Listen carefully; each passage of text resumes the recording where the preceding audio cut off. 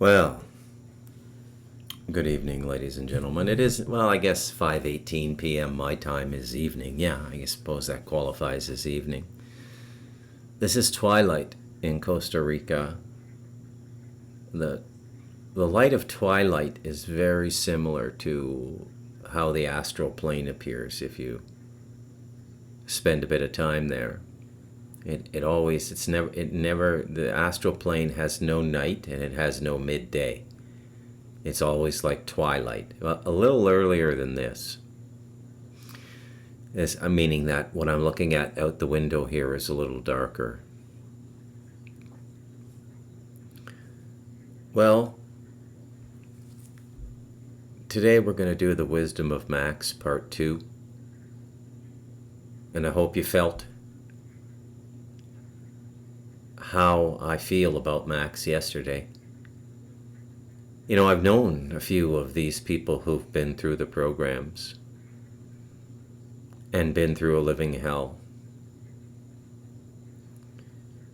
And I would say, based on the experiences I've had, it's almost impossible to come back and regain consciousness as in an individual sovereign being, and to reclaim the heart.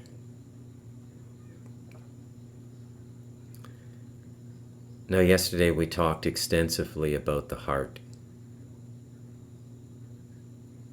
The heart is what you have to get right before any further evolution in consciousness is possible. You can go beyond the heart in consciousness. The heart we would associate with the astral. And the way you go through the astral and what your own personal astral is like, how much of the grounding force of the Creator is there,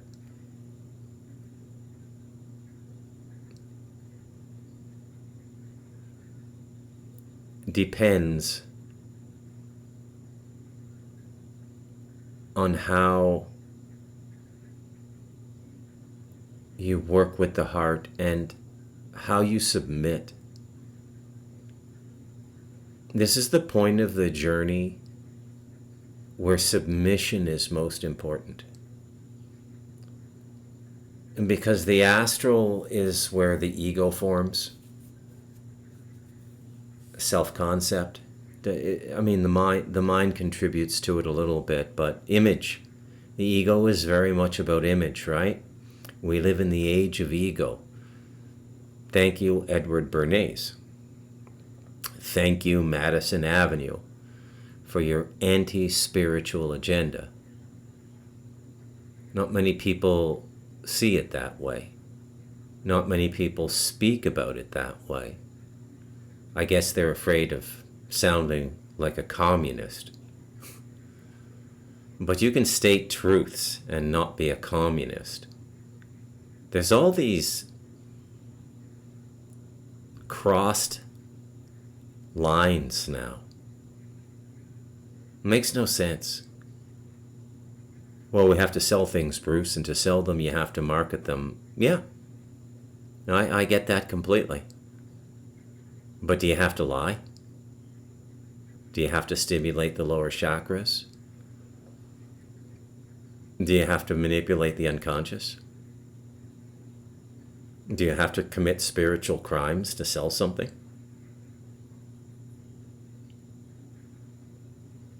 It's not a rhetorical question. I mean, some people might say yes. You ever met a car salesman who tells the truth and nothing but the truth? There you go. You ever met any salesman who tells the truth and nothing but the truth? They can't. They're dependent, their livelihood is dependent on selling that product. There's so many things about this so-called free market system we live in that are taboo. But they're spiritually toxic. There's a spiritual toxicity in the expression of capitalism, money utility, money production, and the way we sell things and interact with each other now. And specifically now, this is the high crest of the wave. Right? It was bad in 1970, it's bad in 1980, 90, 2000, but it's really bad now. We've become a culture of liars. You know? This attitude of I'm only doing my job, it's everywhere. You're watching the mafia movie and somebody has to kill somebody and they know the person they have to kill. Yo, Franco, nothing personal. It's just business. How can murder just be business? How can murder just be business? That's a corrupt society. Well, we well know that organized crime in all its forms, not just the Italian mafia, we know that organized crime is an openly corrupt micro-society. I think one of the appeals of The Sopranos was how much everybody related to Tony Soprano, how much everybody related to Paulie Gautieri, how everybody related to Christopher Moltisanti. Some of the darker, more psychotic characters, like Joe Pantalone's character, Ralphie, in season 4. And Tony, our anti-hero, kills him with his bare hands because Ralphie finally crossed a line and killed a horse, and Tony loves animals. Classic psychopathy.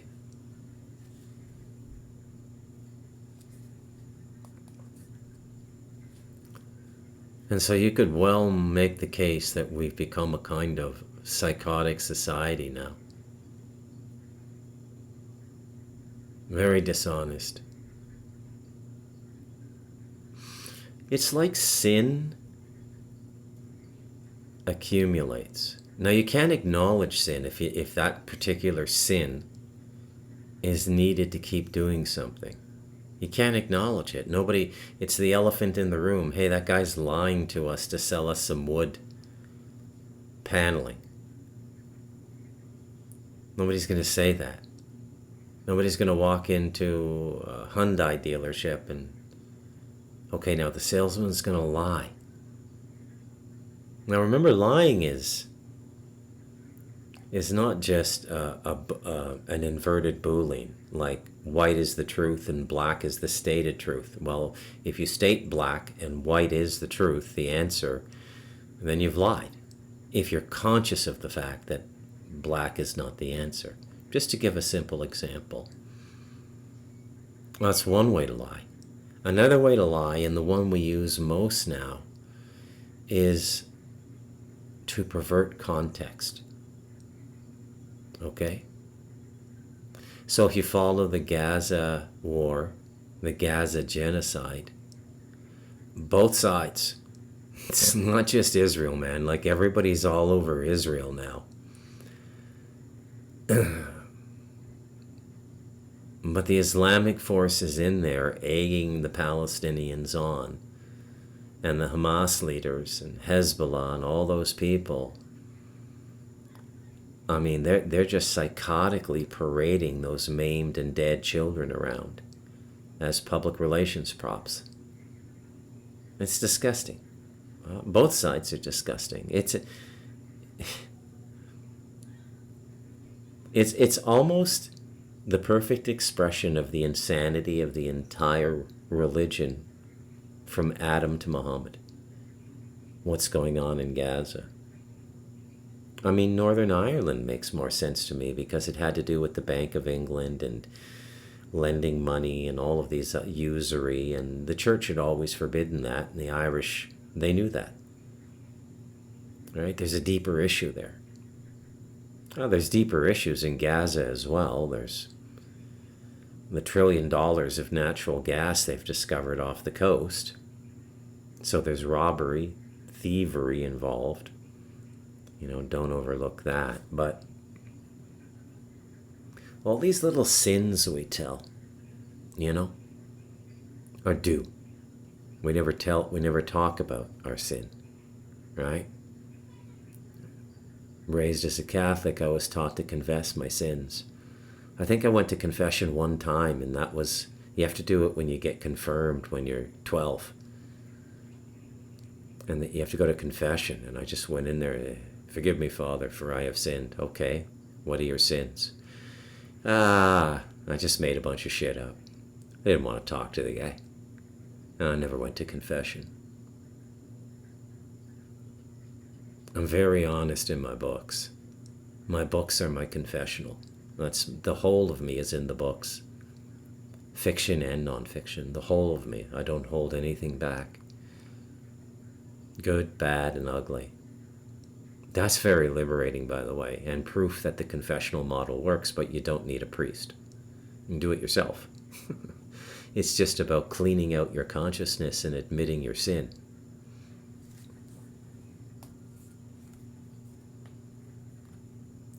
Sin is moral failing.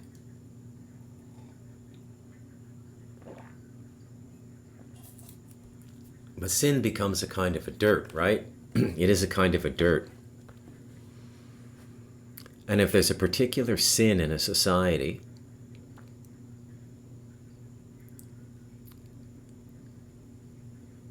if that sin becomes necessary to keep the society functioning, so for example, the blatant lying involved in sales, blatant lying, just non-stop blatant lying in sales, and the mental manipulation and all of these things, and nobody says anything because, again, they don't want to sound like a communist. The actual communists, like Bernie Sanders, will characterize it in other ways, like wealth distribution inequality. And it's not really the sin. The sin is the lie. No, sin is a dirt. And the longer you sin and pretend you're not sinning as a society, the dirtier the society gets.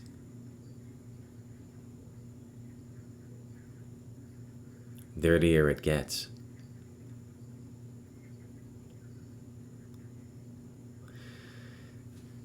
And it gets to a point where you're living in a pigsty. And you can't say anything. Because the underlying lie by which everything functions, by which you get paid, you're a claims adjuster at an auto insurance company. You're taught to lie. You're taught to look for ways to get out of paying the claims. Look for little loopholes or anything you can do. Because an insurance company makes money by taking money in, not by paying it out. Many people learn this the hard way. I think you'll find a lot of people in Louisiana learn that the hard way. Katrina, 2005. Watch for the first time The Curious Life of Benjamin Button, if you want to be reminded about that.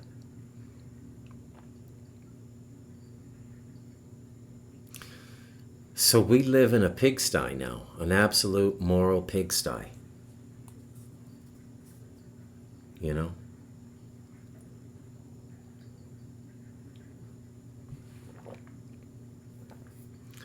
And I'm pretty sure that behavior has consequences. And I'm pretty sure that those consequences are catching up with us now. Now, every society will have a different sin. They're cultural. We'll call these cultural sins. And when you move around, when you go to another society, and that sin that they hide immediately becomes aware. And because you're not asleep about it, because you haven't been raised in that sin, it just jumps out at you. You know? So, for example, here in Costa Rica,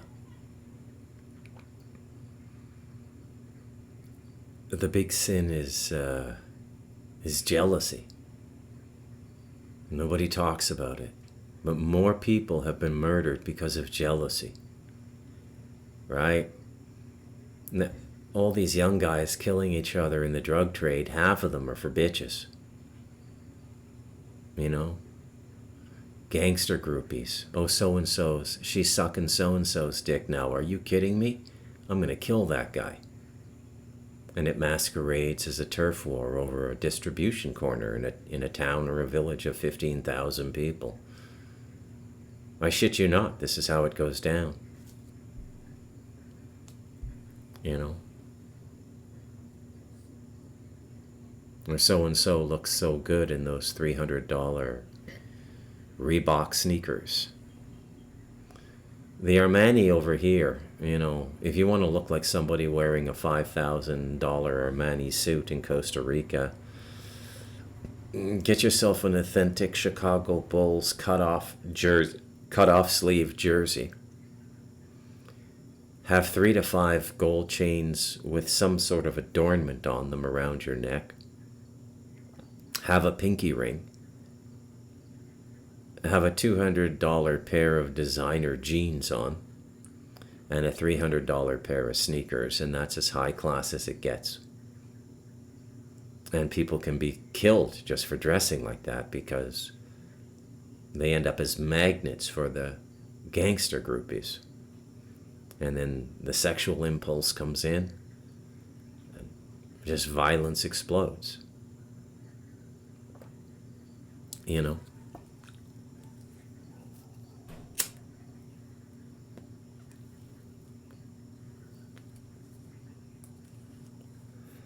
Well, to return to the heart, you have to stop lying as best you can. Max returned to the heart and the truth.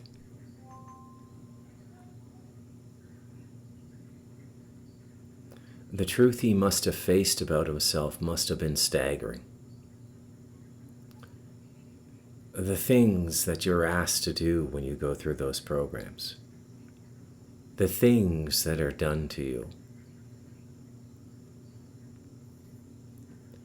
And if you want to return to your sovereign being and reclaim your heart and the fragmentation of your astral body and your causal body, you have to go through an imagistic gauntlet of horror in your own mind's eye, acknowledging everything you did and having the strength to go through that. It's almost impossible. Almost impossible.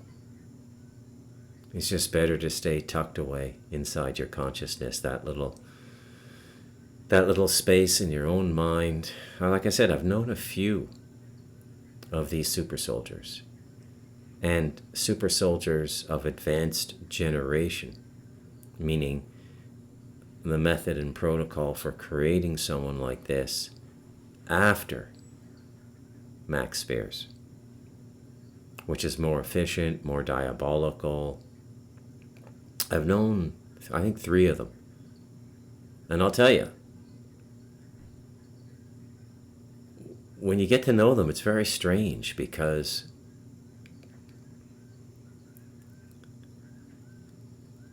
they spend most of their time really like 14-year-olds. And what do I mean by that? Like New Jersey 14-year-olds, or like Wayne's World 14-year-olds, Wayne and Garth. Now you can have serious conversations with them at times, but their day-to-day is video games, getting high, just literally killing time.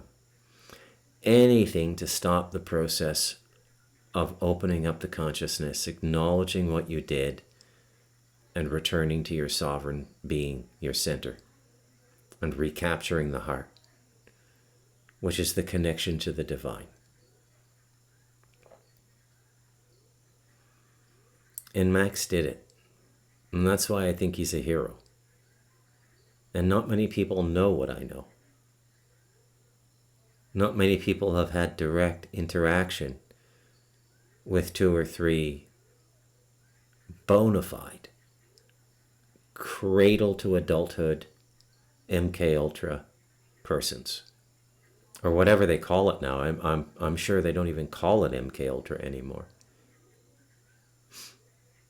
You know, Israel has a big hand in the program as well. The altar technology and consciousness to create the alter personalities. Apparently that's all done in Tel Aviv and has been for a few decades.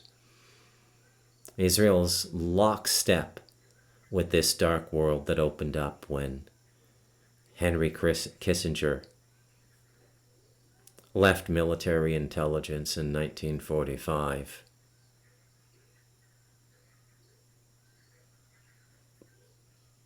It's everywhere now.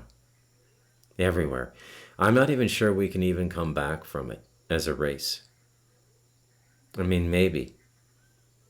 But the habit of our beings, the habit of our peoples, the human race, is captured perfectly by Tolkien in The Lord of the Rings. The big problem with the ring is nobody wanted to destroy it until the second, and the power and the temptation of the ring is so great that human beings would rather believe they can use it without being corrupted than destroy it. And it's the same thing with these dark technologies, whether it be the secret space program, and super soldiers are a huge part of the secret space program as well. Huge. Okay? This is all going to be public knowledge, but it's starting now.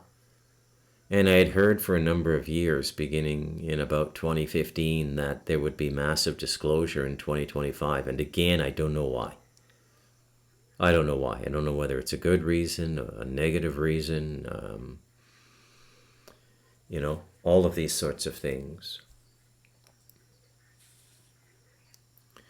Now, I want to bring something up before I get into more deliberate Max Spear stuff and work off some of the clips I've prepared. The first image of a gray alien that we get is a graphite etching, a pencil drawing by Aleister Crowley. And he claimed it was an astral entity he communicated with. Astral. So remember the podcasting I did on the awakened imagination. So you can reach a point in your consciousness development, and you can rapidly go there very quickly if you want to get into ritual magic, but it's like a 10-year-old playing with nitroglycerin. Sooner or later, you're going to blow yourself up. And then they go run into the Jesus. There's all these podcasts out there now, of all these dark lord types, and I went into Satanism and I conjured this and I did that and I had to call on Jesus to come and save me.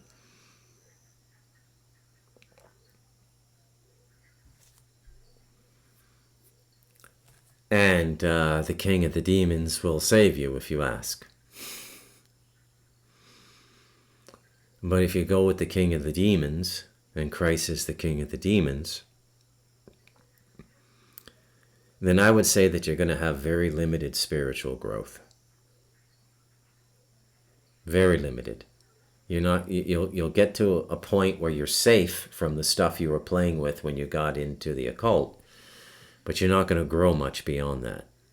There's no growth cycle in Christianity. It's like a spiritual stasis, right? People don't grow in the presence of Christ.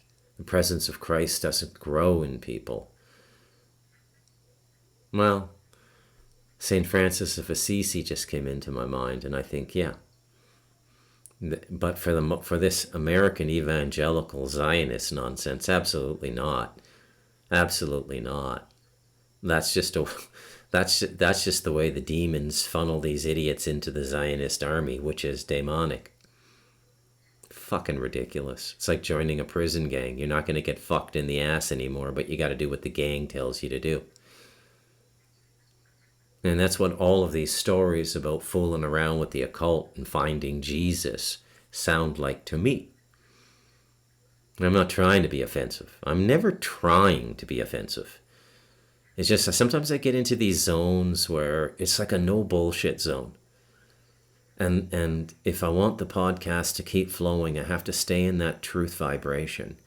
And some of it's caustic, you know? It's caustic. It's like, squeezing a lemon on an open wound. And I don't mean to make you flinch or go, ouch. I'm not trying to do that. I'm just trying to be honest. Because lying is a sin. And we're up to our necks in it now in the West. We lie about our foreign policy. We lie about everything. It's one big lie here in the West now. People say that North Korea is a horrible place to live, and for standard of living and diet, I'd say probably, yeah. Available television channels, I'd say probably, yeah. But for the purity of consciousness, so that you can live in your own consciousness knowing that it's the truth, it's probably better than most places in the world. Because aside from a few stupid things like great leader doesn't poop or pee, the regime just tells you the straight up truth. We run shit. If we see even the slightest hint of rebellion, we'll kill you and your whole family. Got it. Thank you. At least I know the truth. Now I know the rules. I won't violate the rules, and I'll live a long, healthy life to my 80s on this wonderful diet of cabbage and cockroaches you've allowed me to have.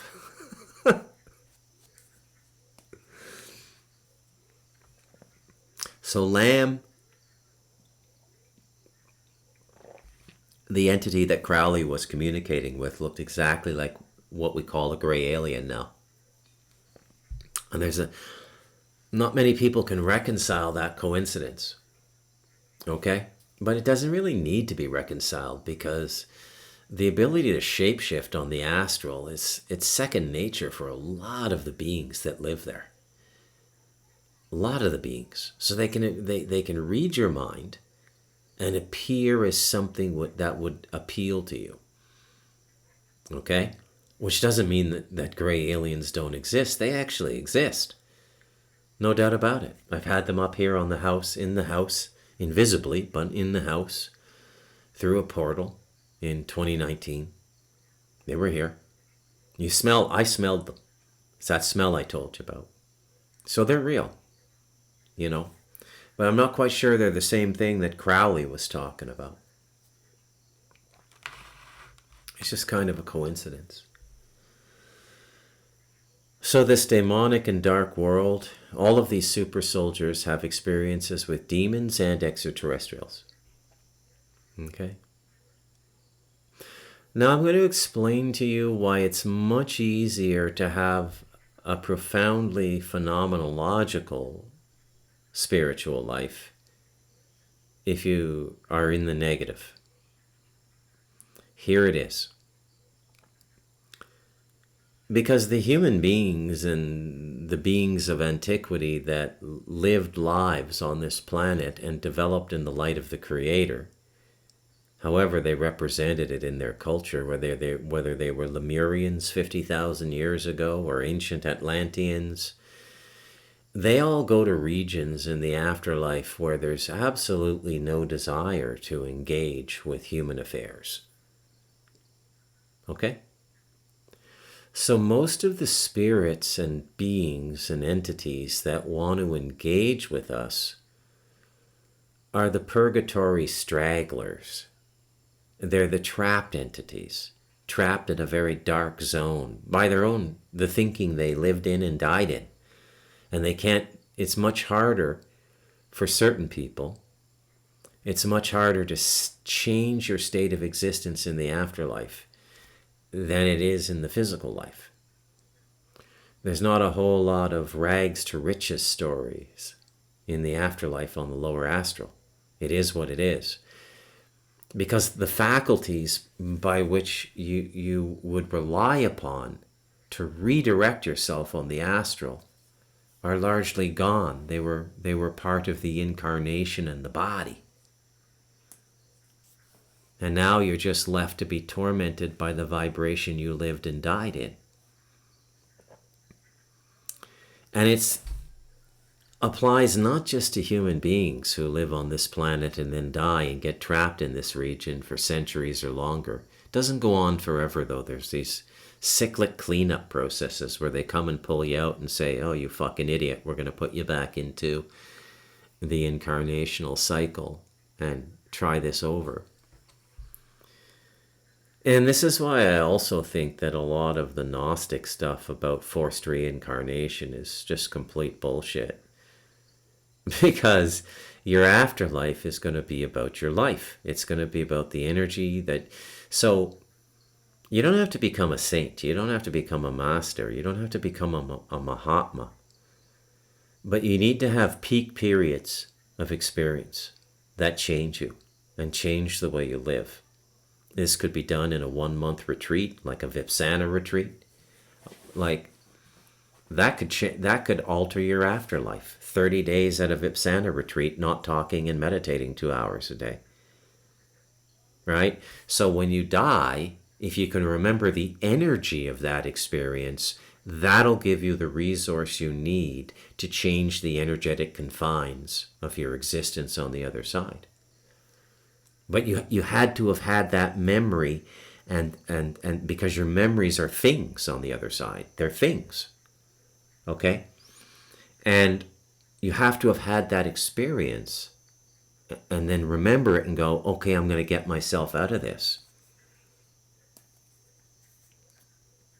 It's very interesting how the whole thing works. And I don't understand how the whole thing works.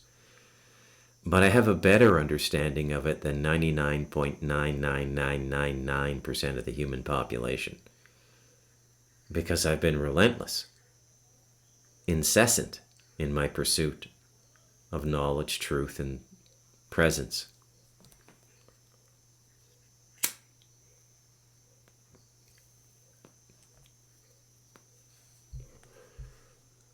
What Max did in body,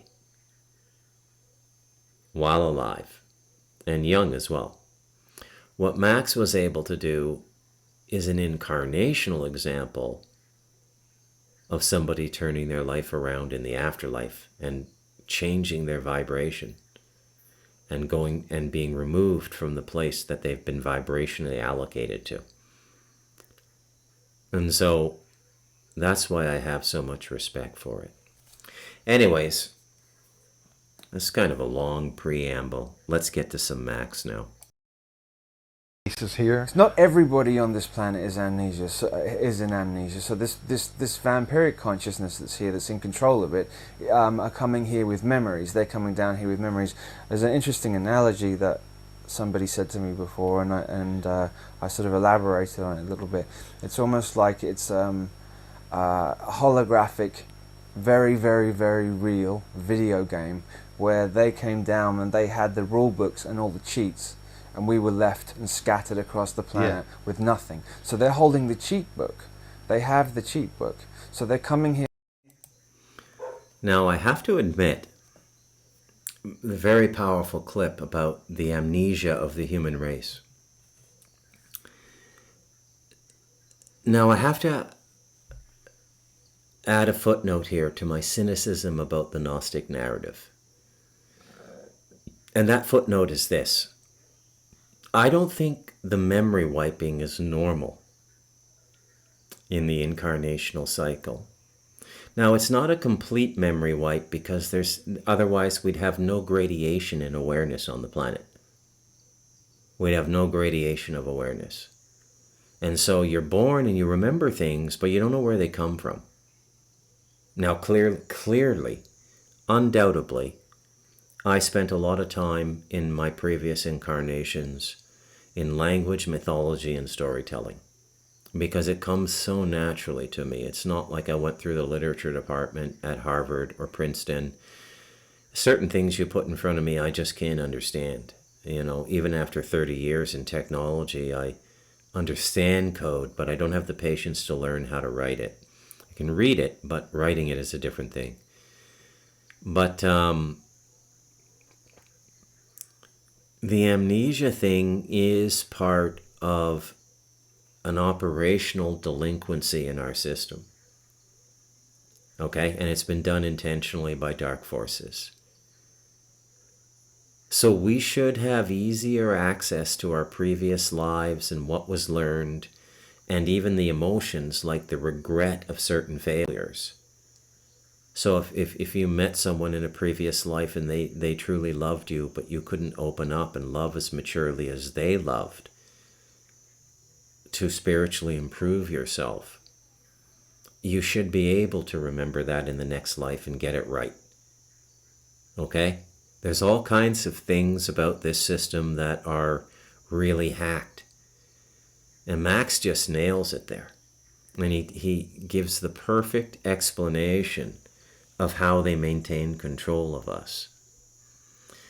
Because they can come in and out of this system incarnationally without any loss of memory. Now, for those of you, this is a side note for my ardent fans. For those of you who did me the courtesy of reading The Stolen Child, I figured this out before I engaged with the material of Max Spears.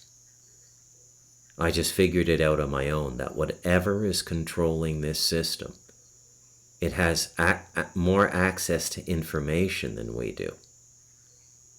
Okay? It was abundantly clear to me. And let me make a plug, a non-lying sales pitch, an honest sales pitch. The Stolen Child will be one of the most riveting novels you read, and one of the best novels you will have read in the last 4 or 5 years, especially if you watch the Talamanca review. Okay, you're primed. If you like what I say when I'm podcasting, The Stolen Child will blow you away. It will blow you away. It will hit you harder than the best movie or the best HBO TV series you've seen. You'll just go, holy shit. Now, I will say, because I'm obliged to tell you the truth after all of my blustering about lies and sales, some people can't finish it because, and I quote, "It's too real, Bruce. I get creeped out in a way I've never been creeped out in my life. No horror movie, no Stephen King book. Your book, The Stolen Child, it creeps me out because my deeper self is screaming, this is true, this is true, this is true." Even though it's a fiction novel and all but what is being discussed in the story, your amnesic self will spring forward because it's being fertilized. It's like a seed being given a little bit of water. And as for the disturbing nature of the revelations, they're no more disturbing than Light of Darkness or The Devil in Us. But because they go through the craft of my fiction, they hit you in the heart more fiercely. And it really can create a disturbed feeling in you. But let me say this. To wake up, you need to go through that disturbed feeling. Okay? Because if you think somebody else is going to do all this for you, oh, Trump and the White Hats have this. I don't have to worry about it. They have their job, I have mine. No. What we are going through as a human race now requires everybody to step up. And that means going through the darkness and building your immunity to it, because it's going through that dark band of astral that is going to liberate you. When you get to the other side and you look back over your shoulder and you say, I went through that, and that's the hardest thing I've ever done in my life, you will be on the road to freedom. But you got to go through this darkness. Okay? And the stolen child, in terms of stimulating that process, it does it even better than Stardust or Light of Darkness or Devil in Us, specifically because it's fiction. Okay? We're not here to have comfortable lives. It's okay to be disturbed. Comfort is the death of spiritual growth. I believe I spoke about this 1 or 2 podcasts back. You know, comfort, leisure, and security. Only 2 people can survive that. Very spiritually aware people and very, very negative people thrive in those environments. But everyone in the middle just kind of wastes their lives. There's no spiritual growth. And that's been done deliberately as well. But that's been done mainly through human agency. Okay? So Max's point about amnesia is dead on. This whole incarnation for me has been about waking up. And as I've said before, this is a redemptive incarnation for me. Because sometime in the last 500 to 1,000 years, I was Max Spears. I was a ruthlessly mind-controlled killer. I was into all that dark stuff. I was the child rapist. I was all those things. Okay? So I probably went through what Max Spears went through in this incarnation.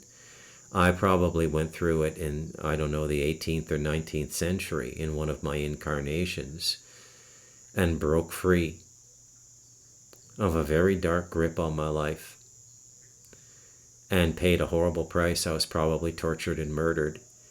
And then I came into this life, and the family I was born into was the residual karma to pay off and a gentle reminder of where I come from.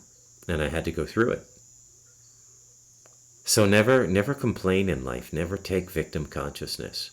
Never. It's never productive. You're basically self-sabotaging. It never works out positively. Amnesia is a huge part of what's going on down here. Let's see what else Max has to tell us. Okay, well, so that sort of ties in with the blurring of the lines of everything, doesn't it? Because, you know, they want to blur the lines of everything so that there's confusion. And so I think I said before, like one of their mottos, Masonic mottos, is Ordo ab Chaos, which is order out of chaos.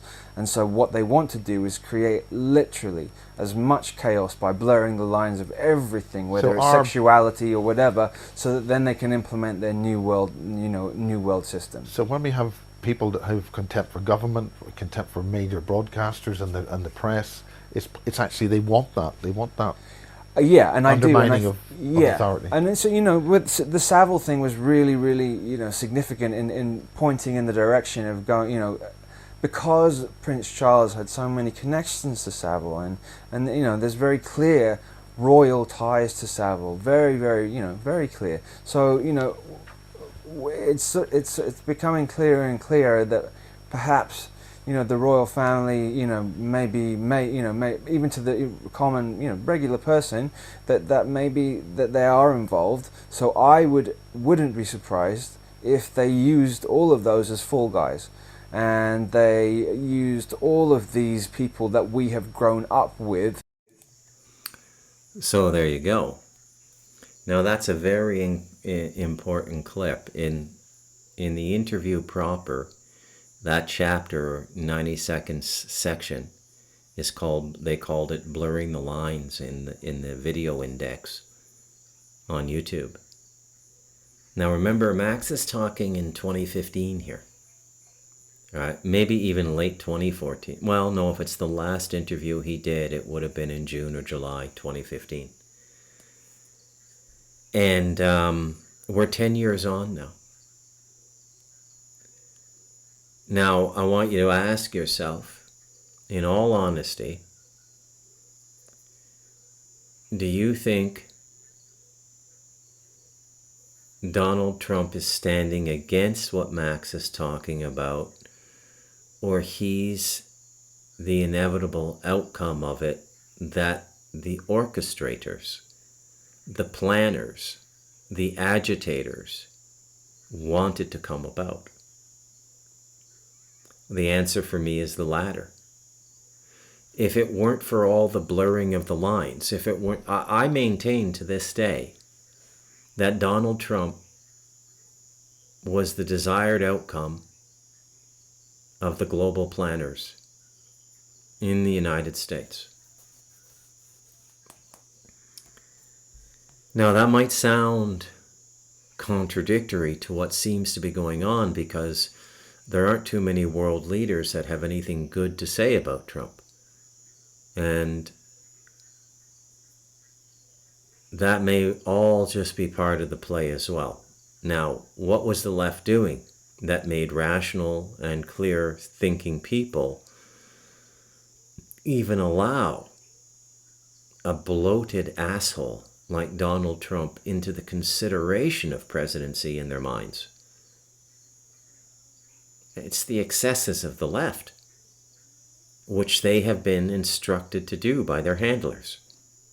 Because these people don't operate independently. I mean, there's ample evidence of this.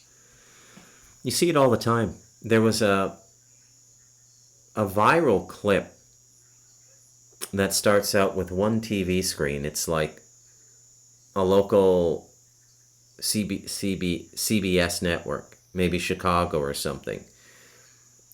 And you start out with a standard news desk, Ron Burgundy, anchorman. There's the blonde female and the male, and they start talking, and it seems natural. Then they put another screen into frame, and the other two broadcasters from another city, like New York, are saying word for word, like they're reading off a teleprompter, exactly what the previous two. And then they just keep expanding it until there's like 32 screens in frame. And then they play it so that all the newscasters are speaking in chorus. And it was a brilliant example of our completely manipulated media. It's no different in global affairs. This is why you see policy, so all of a sudden, Australia, Canada, the United Kingdom, Vietnam, if you heard about the 86 million people having their bank accounts closed, everybody's moving to digital ID now. So if that is suddenly a global movement, and our newspapers and our columnists and our pundits and our think tanks like Council on Foreign Relations, Chatham House in the UK, all of these think tanks that are out there to sort of give us a background, a context to what's really going on in the world, for the 5% of people who read beyond mainstream media, they're all in on it. And suddenly it seems, there's this zeitgeist for digital ID now. Right? Another example of what I'm talking about is the Catamite Parade podcast I did over a year ago. Why are we seeing the same degenerate, child-raping, pseudo-homosexual, because they're not really gay. Gay is a tolerable human being to coexist with in a modern liberal society. Gay people are cool, as far as I'm concerned. Truly gay people. Gay people from birth. Right? And as I said, they generally have represented historically 1 or less than 1% of any society. And everybody's acknowledged them. The Indians acknowledge a caste, dot on the forehead. There's an hermaphrodite caste or tribe in India. They're all over India. Native Americans acknowledge the two-spirited people. You know, the male body with a female sexuality, and vice versa. So this is real, but that's not what this is. They're just using homosexuality as a cover. There's all these greasy, child-raping, murderous pedophiles, like Jimmy Savile level of depravity, in power now. I'm not making this up. I'm not trying to be hyperbolic. It's dark what these people, what Trudeau's into, what Macron's into, what Starmer's into. They're all freaky. There's all this freaky shit around them. You know? A non-disclosure agreement with a 12-year-old girl in British Columbia, drafted by Justin Trudeau's lawyers before he even entered into politics. A family paid off allegedly $2 million. A relationship that started when she was 9 or 10 years old. That's the moral character we want leading a country? Connections being tied now to Jimmy Savile, who Max just mentioned in that last clip, and Keir Starmer, and the tabloids reporting on gay prostitute scandals at 10 Downing, escorts, young men being brought in for Starmer. Okay? Macron, with that being he calls his wife, which is clearly a man, and a hideous man. Why? Why is this template everywhere? Max just told us. Because the agenda is to blur the lines. Order out of chaos. It's never hard. It's absolutely never hard. And then the stuff coming out about Jimmy Savile, I think that was leaked intentionally. And I think that the podcasters like Sean Atwood in the UK who spend undue amount of time on that and going over all the details are not doing anybody any service. That's not investigative journalism, and a lot of podcasters have been sucked into this. Big numbers. I mean, these guys are making millions of dollars on their podcasts. They have, over 1 million subscribers, and you make money. They're monetized YouTube accounts. And they just rake over this highly disturbing and salacious material, but not productive disturbing in the way my books, and specifically The Stolen Child, are, to help you get through this. And these are salacious things to drag you into this darkness. And it's being done intentionally. Okay? So the whole Savile... If they could keep Jimmy Savile covered up... He died at like 80 or 82 years old. And he had been behaving this way since he was a young man. So they kept Jimmy Savile covered up for 60 years. And his death broke the seal of silence and everybody started telling the truth? No. Learn to see reality in a Machiavellian way, folks. The Prince Machiavelli. Think darkly. Think cynically. Much higher probability you're going to arrive at the truth in 2025. Be positive about your creations, my tourism business, my new house. Stay positive in your overall life, but I must say, I think it would be dangerous to take in a lot of this dark stuff without daily spiritual practice. With daily spiritual practice, you would become like a Brita water filter taking the darkness out of the human experience. Okay? But they want to disturb you. That's what their goal is. That's what this is all about. So they deliberately leaked Jimmy Savile, and they've been squeezing that rag for every drop of PTSD on the general public they can now since he died. I don't know how long ago. What was it, around 2012, 2015? I don't know, whenever Jimmy Savile died. Not that long ago. And then we spiderweb into all of these doubts about our leaders, and including the royal family of the United Kingdom. Well, who would that doubt benefit? It would benefit a party pretending to be the moral solution to this, wanting to seize power globally. So that's the most likely culprit for letting all of this information leak. And in my book, it's Israel, it's the Mossad. This is all planned.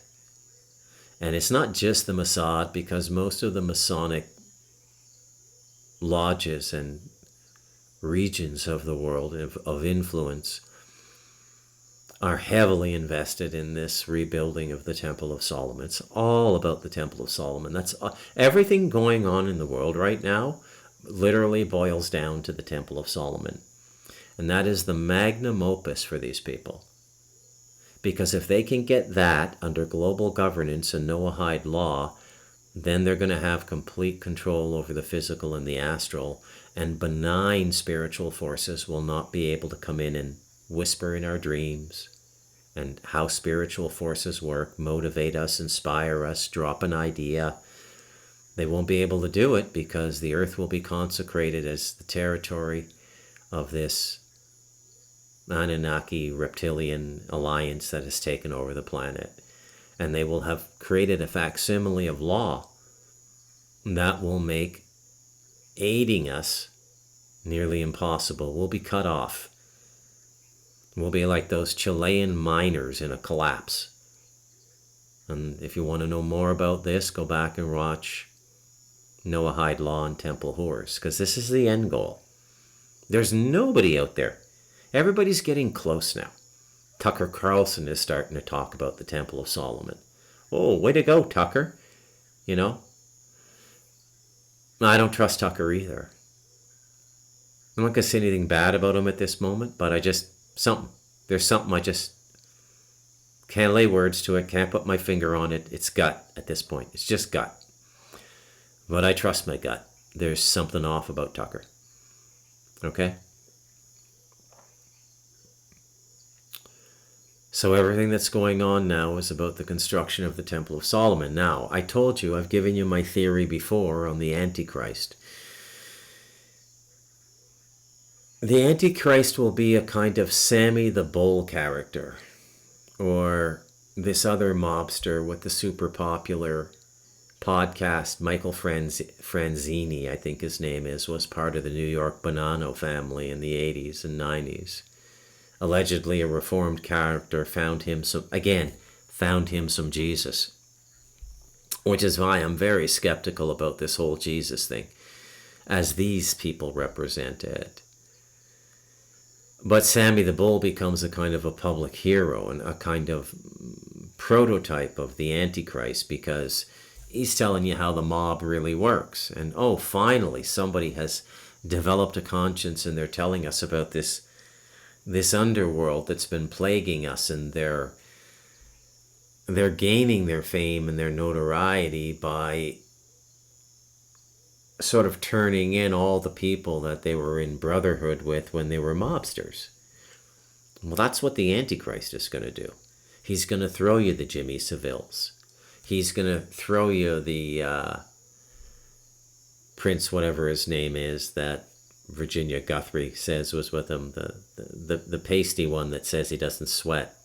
Prince Charles, I don't know, Prince William, I don't know, who fucking cares what his name is? I hate those pasty fucking limeys. Fucking lizards. Sorry, I thought I was going to get through this whole podcast without cursing, and then I stumbled on the royal family. I always find the language to suit the circumstance. I'm not being dramatic. The language suits the circumstance. So that's Trump's job now. He's not the Antichrist. He's just the sweeper. The sweeper is the guy that goes before the stone in curling and brushes the ice. So the stone can get all the way to its target, right? Trump's just the sweeper. He's not the Antichrist. We don't know. Okay? Now, the Antichrist is a human drama. The book of Revelation is drama. Any scripture, any religion that pivots its validity off of its ability to predict the future through so-called prophecy. And let me take a moment to address one of the regular listeners, Fingerman, who said, Bruce, you're a little hard on prophets. Their job in antiquity was to give a report to the civil leaders, the kings, the potentates, and say, this is what, God is telling me, and he told me to come here and tell you, you got to stop doing this, or there's going to be... That's the ancient prophets, when the prophets were real, Fingerman. We're dealing with an inverted, perverted form of prophecy now. Okay? So I just wanted to... And just another example of how well I retain the comments on Substack and YouTube. And remember them. And then if I find an opportunity to address them in more detail, I will. But it has to be in the flow of the podcast. So that's the scam. Big Daddy Trump gonna clean it all up. Like the FBI going down south for civil rights and Mississippi burning with, Willem Dafoe and Gene Hackman. Big Daddy Fed. I'm gonna clean this cesspool up, bring you folks up into the modern world, yeah. Big Daddy Trump. Big Daddy Trump. It's such a load of shit. Everything's a load of shit. Now, all this said, I still do not redact my support of him over the alternative. But it literally comes down to which piece of shit do you want to eat. Well, that one seems to have dried out a little bit. I don't want to eat the wet one. Trump's the dried out piece of shit. But there is no viable... There is no legitimate human voice in politics now. It's all been swept up in this metaphysical drama. Everybody is an actor in this power structure. Okay? And it's going to play out now with ferocity. So more wisdom of Max.